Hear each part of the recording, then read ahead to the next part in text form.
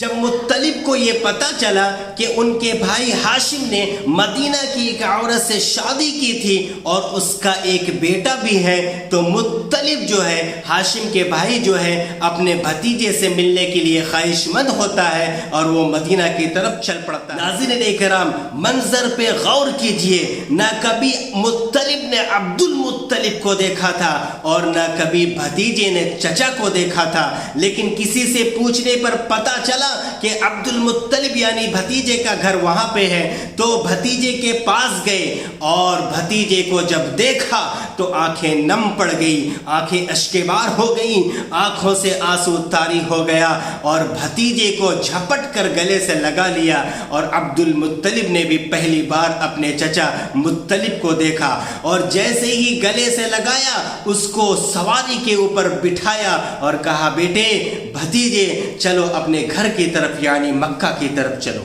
لیکن ماں نے بھی اپنے بچے یعنی شیبہ کی یعنی عبد المطلب کی پرورش ایسی کی تھی کہ بھتیجے نے عبد المطلب نے فوراً کہا کہ نہیں، ماں کے اجازت کے بنا کبھی میں مکہ اور آپ کے ساتھ نہیں جا سکتا۔ لہٰذا مطلب اپنے بھابھی سلمہ بنت عمرو کے پاس گئے اور انہوں نے سارا واقعہ بیان کیا اور کہا کہ میں اپنے بھتیجے عبد المطلب کو اپنے گھر مکہ لے جانا چاہتا ہوں، قریش کے خاندان کی طرف لے جانا چاہتا ہوں، لیکن ان کی ماں نے سلمہ بنت عمرو نے ان کو اجازت نہ دی۔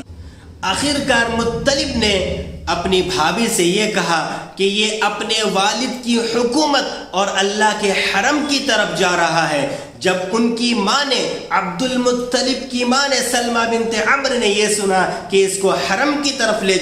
جایا جا رہا ہے، خانہ کعبہ کی خدمت کے لیے لے جایا جا رہا ہے، سلمہ بنت عمرو نے اپنے بیٹے کو اجازت دے دی اور مطلب سے کہا، اپنے دیور سے کہا کہ آپ اسے مکہ لے جا سکتے ہیں۔ اور جب مطلب عبد المطلب کو لے کر یعنی چچا اور بھتیجے دونوں مکہ پہنچے، عبد المطلب کے اونٹنی پر سوار تھے اور مکہ والے دیکھ رہے تھے اور مکہ والے یہ سوچ رہے تھے کہ مطلب کسی غلام کو لے کر آیا ہے اور یہ کہہ رہے تھے کہ دیکھو مطلب ایک نیا غلام کو لے کر آیا ہے۔ جب مطلب نے اس طرح کے الفاظ سنے تو مکہ والوں سے، قریش والوں سے کہا کہ نہیں، یہ کوئی غلام نہیں بلکہ ہاشم کا بیٹا، میرا بھائی کا بیٹا، اور یہ میرا بھتیجا ہے جس کا نام عبد المطلب ہے۔ پھر اس کے بعد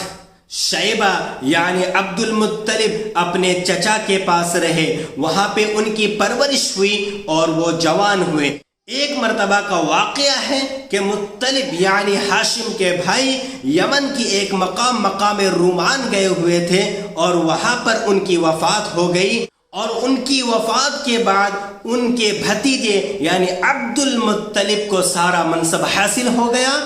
اور عبد المطلب نے اس طریقے سے اپنی قوم کے اندر عزت و شرف حاصل کی کہ ان کے آبا و اجداد کو بھی اس طریقے سے شرف حاصل نہیں تھی۔ لوگوں نے ان کو چاہا اور ان کو سینے سے لگایا اور ان کی عزت کی، ان کی قدر کی۔ ناظرین کرام، عبد المطلب یعنی آپ صلی اللہ علیہ وسلم کے دادا کے تعلق سے دو چیزیں جاننا ضروری ہے۔ سب سے پہلی چیز، چاہے زمزم کی خدائی، اور دوسری چیز